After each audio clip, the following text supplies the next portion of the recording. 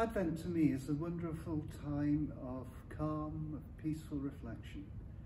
It's a massive contrast to what's going on in much of the world around us, but it gives us time to think about the three comings of Jesus in history, in mystery, and in majesty. The early readings of Advent, we hear God's promises through the prophet Isaiah. St. Paul tells us to stay awake and stand ready as we look forward to Jesus coming in majesty at the end of time. And then he comes in mystery, every day to each one of us, personally and individually, through the mystery of the Eucharist. This is my body, this is my blood, do this in memory of me. He comes to us in mystery, not just in Advent every day, but every day of our lives. And then as the season moves on, times change. The readings change, and we start to hear about different places, about Nazareth, the hill country of Judea, Bethlehem.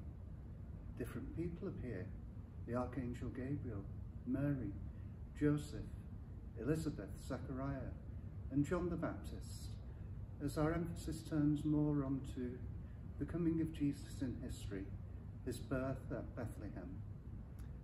And the readings of Advent culminate in that wonderful prophecy by Zechariah, the father of John the Baptist.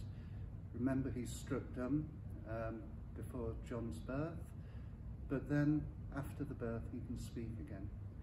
And he prophesies, giving praise to God and bringing the whole Advent story together in the prayer we now know as the Benedictus.